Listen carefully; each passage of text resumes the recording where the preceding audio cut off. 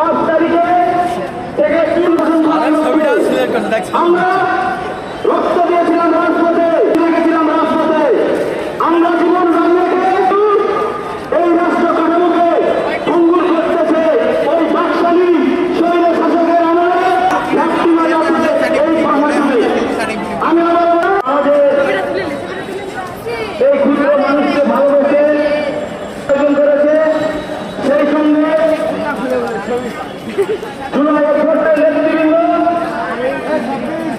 যে মানববন্ধনের আয়োজন করেছে সকলকে জানাই ধন্যবাদ এবং সালাম, আসসালামু আলাইকুম। আমরা বাংলাদেশের কলেজে ছাত্র সংসদ নির্বাচন কবে হবে, কত তারিখের মধ্যে প্রতিনিধি থাকা অনেক বেশি জরুরি, যেন আমরা প্রশ্ন করতে পারি, যেন আমরা আমাদের দাবিগুলো আদায় দিতে হবে। আমাদের যে উন্নয়নমূলক কাজের কথা আমরা বলেছি সেগুলো আমাদেরকে নিশ্চিত করতে হবে। সংগ্রামী বন্ধু, আপনাদের কাছে আহ্বান জানাচ্ছি আমাদের সাথে একত্রতা পোষণ করেন, বিশেষ করে নারী সীমিত না।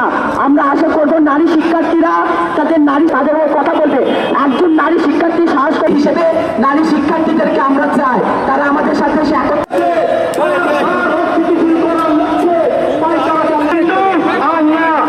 রাষ্ট্রের মালিক জনগণ, জনগণকে আপনাদের অধিকার ফিরিয়ে দিতে হবে। বাংলাদেশের গণতান্ত্রিক অধিকার জনগণের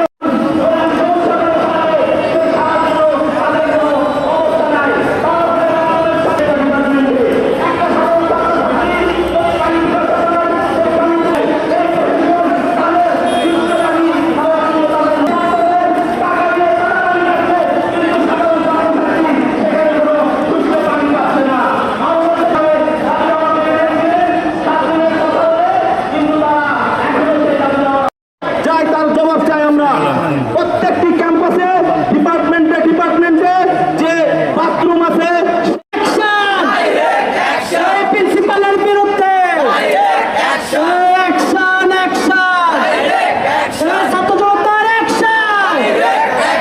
প্রিন্সিপালের বিরুদ্ধে আবু সাইদ মুক্ত, সৈনিক যুদ্ধ, আবু সাইদ মুক্ত, মাত্র 30% টাকায় জমির মালিক হয়ে নতুন বাংলাদেশের গড়ে তোলার স্বপ্ন দেখা বাংলা বসতি। কলেজ থেকে চলে যেতে হবে সসম্মানে, আর যদি সসম্মানে যেতে রাজি না হয় তাহলে আপনি যদি শিক্ষক সুলভ আচরণ না করেন, আমরা আগেই বলেছি আমরাও কিন্তু ভুলে যাব সাধারণ শিক্ষার্থী সুলভ আচরণ কিরকম হতে পারে। আমরা বলে দিতে চাই যে এই শিক্ষকের নৈতিক অবক্ষয় ঘটেছে, নারী শিক্ষার্থীরা যার কাছে নিরাপদ নয় এরকম শিক্ষক আমাদের প্রয়োজন নেই। এরকম শিক্ষকও আপনি নিজের সম্মান নিয়ে এখান থেকে চলে যান।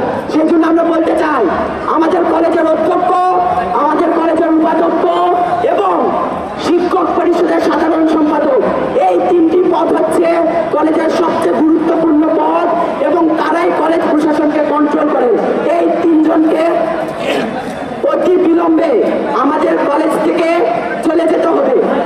সাধারণ ছাত্রছাত্রীর অধিকার নিয়ে রাজপথে ছিলাম, থাকবো, এখনো আছি। আপনারা জানেন নওগাঁ সরকারি কলেজের বর্তমান যে প্রশাসন আছে সেই প্রশাসন কিভাবে দুর্নীতির রাজ্য